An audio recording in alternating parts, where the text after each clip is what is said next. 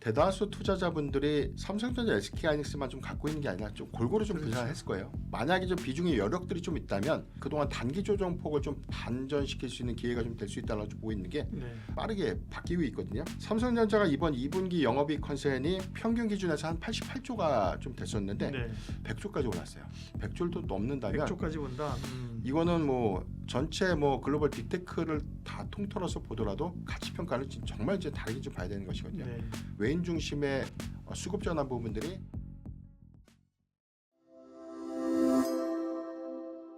이민수의 경제토크 기업공시연구소 변영인 대표님과 삼성전자, 하이닉스, 삼전닉스의 2분기 실적 얘기를 본격적으로 하겠습니다.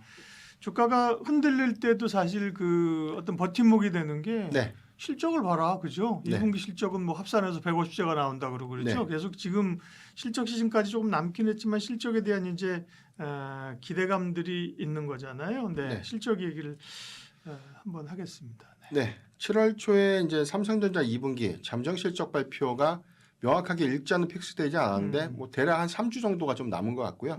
아무래도 이제 이번 주에 매크로 변수라든가 뭐 선물 옵션 동시 만기, 뭐 스펙스X 상장 일정들이 마무리가 좀 되면 다음 주부터는 어느 정도 수급의 방향성들이 좀 잡히지 않을까. 저는 일단은 변동성 안에서 조정을 좀 받기보다는 그동안 단기 조정 폭을 좀 반전시킬 수 있는 기회가 좀 될 수 있다고 보이는 게 아무래도 이제 실적 시즌이 좀 다가오고 있고 실적에 대한 기대치가 재차 좀 상향 좀 되고 있기 때문에 이 부분만 좀 놓고 보더라도 일단 격차 관점에서는 줄여줄 수 있는 여지는 좀 충분하지 않나라고 좀 판단이 좀 되고 있습니다. 2분기 이번 실적의 핵심 포인트는 일단 이익 추정치가 재차 좀 상향되고 있는 부분들, 특히나 우리가 1분기 추정치도 굉장히 좀 높았는데 2분기도 그 수치가 굉장히 좀 빠르게 바뀌고 있거든요. 그러니까 이 부분에 대한 실적이 확정됐을 때 이에 따른 뭐 밸류에이션에 대한 평가가 다시금 좀 재산정될 수 있는 기대 요인을 주목해봐야 되지 않을까라고 보고 있고요. 삼성전자가 이번 2분기 영업이익 컨센이 평균 기준에서 한 88조가 좀 됐었는데 최근 증권사 상단이 한 100조까지 올랐어요. 1분기에도 그랬잖아요, 그죠? 이익 전망치 있는데 한쪽에서 올리고 또 올리고 30조 뭐 초반, 45조, 50조 뭐 이렇게 올라갔었잖아요, 그죠? 근데 1분기 때는 상단도 상회를 했죠. 그러니까 그 기점이 있기 때문에 88조에서 거의 뭐 12조가 단발에 또 는다고 이렇게 좀 생각을 할 수 있는데 만약에 좀 1분기와 유사한 흐름 안에서 100조를 또 넘는다면 100조까지 온다. 이거는 뭐 단기적으로 봤을 때 삼성전자의 일단 단기적인 조정 이슈를 크게 해체할 수 있는 그런 충분한 어떤 명분이 좀 될 수 있다라고 보이고 일단 해당 수치는 1개월 평균 영업이익 컨센 대비해서 거의 한 10조에서 20조가량 정도 변동이 된 수치입니다. 1개월 컨센 대비해서.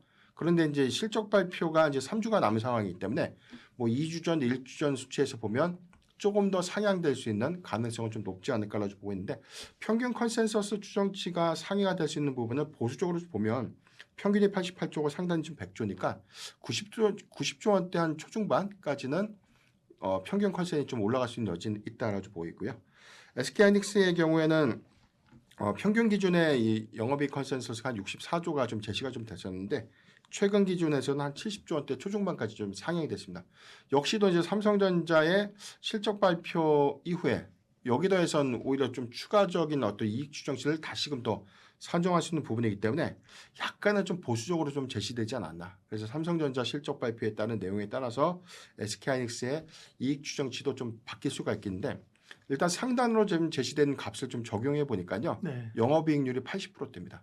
그러니까 사상 처음으로 80%대가 좀 된다는 거는 지난 1분기 때 73% 정도가 사상 최대인데 이번 80%대라는 거는 뭐 전체 뭐 글로벌 빅테크를 다 통틀어서 보더라도 굉장히 좀 높은 영업이익률이 이번 2분기에 나올 수 있다는 점도 잘 참고를 좀 해야 되지 않을까 보고 있습니다.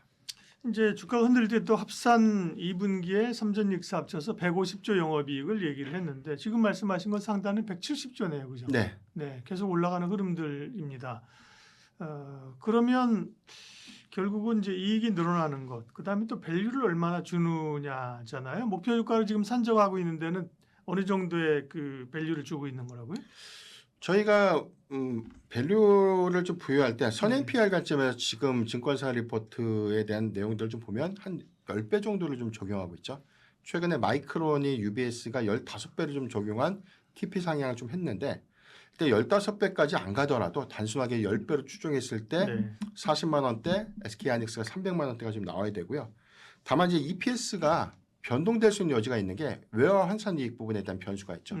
지금 1,500원대, 아무리 환율이 좀 내린다고 하더라도 1,520원에서 1,530원 구간을 계속해서 유지를 좀 하고 있기 때문에 6월 말 기준에서 1,500원대 초반 기조를 좀 유지해 준다면 1분기 실적을 좀 대입해 봤을 때 EPS의 상향 요건이 좀 된다라고 보이거든요. 그렇다면 이 부분을 단순하게 주당 순이익 곱하기 배수율이니까 이 부분을 적용했을 때 40만 원보다 더 상향할 수 있는 여지가 좀 있다. 그리고 또는 300만 원보다 더 상향할 수 있는 여지가 좀 있기 때문에 이런 관점은 좀 추가적인 어떤 증익 관점에서 좀 주목을 해봐야 될 것 같고요.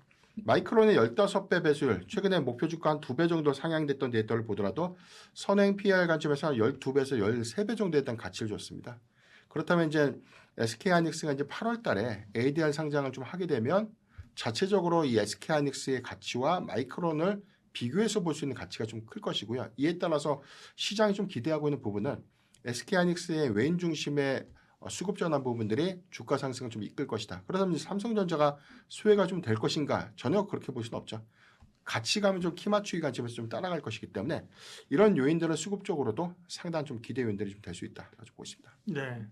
이익이 계속해서 늘어나고 있는 거고요. 삼성전자, 하이닉스 뭐 지금은 사실 함께 가는 구간이라니까요. 엎치락뒤치락하고 탑픽을 굳이 여쭤보면 변영인 대표님은 삼성전자를 그동안에 제시하셨잖아요. 네. 변화가 있습니까? 오늘도 마찬가지인가요? 오늘도 마찬가지입니다. 예. 뭐 일편단심이 아니라 사실 삼성전자는 늘 말씀드렸던 것처럼 일단 뭐 SK하이닉스의 가장 강점은 시장 점유율 상위 부분들, 기술의 강점, 그다음에 이번 2분기에서 정말 80%대 영업이익률을 달성하게 된다면 이건 굉장히 밸류에이션에 대한 가치 평가를 정말 이제 다르게 좀 봐야 되는 것이거든요. 네.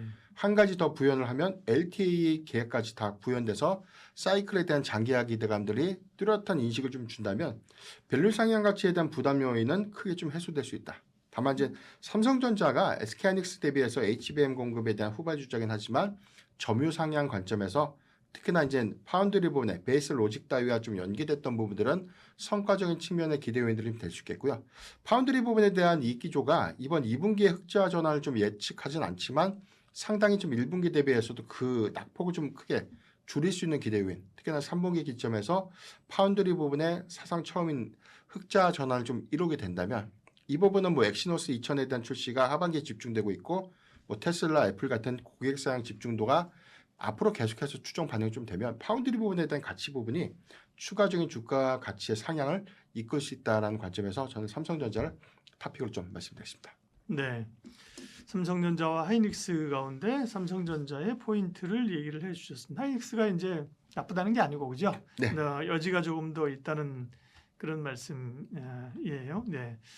그러면 마지막으로 이제 소부장도 움직이기 시작했어요. 네. 이제 코스닥이 그죠? 그러면 이제 혹시라도 삼성전자, 하이닉스를 가지고 계신 분들은 소부장 쪽으로 자원 배분을 조금 해야 되는 시점인가요? 그렇다고 하면 어느 정도를 할까요? 전체 매출, 전체 포트폴리오에 뭐 삼성전자, SK하이닉스를 뭐 100%를 좀 갖고 있다. 그렇다면은 그 중에 일부를 차익 실현을 해서 좀 안분하는 것은 방법이 좀 될 수 있는데 대다수 투자자분들이 삼성전자, SK하이닉스만 좀 갖고 있는 게 아니라 좀 골고루 좀 그렇죠. 분산했을 거예요. 만약에 좀 비중의 여력들이 좀 있다면 저는 굳이 삼성전자, SK하이닉스의 비중을 대폭 줄일 필요는 없다. 저는 그 부분은 유지를 좀 하고요.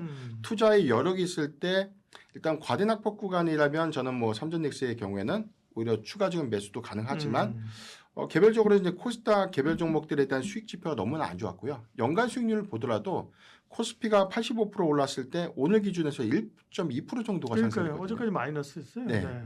이 기조를 보면 반도체 소부장주가 최근 7거래일 정도 제가 아까 계산을 해보니까 평균 한 50에서 적게는 한 30% 정도 상승한 것. 근데 이것도 연속성을 좀 가져가면 좀 좋을 것 같은데 아무래도 이제 7월 달에 코스닥 승강제가 나면 프리미엄 관점에서 선침해라든가 ETF에 대한 선자금들에 대한 유입들은 수급을 좀 더 이끌 수 있지 않을까. 그래서 저는 굳이 좀 매수를 한다면 소부장 단 안에서는 전공정 장비를 좀 봐야 될 것 같고요.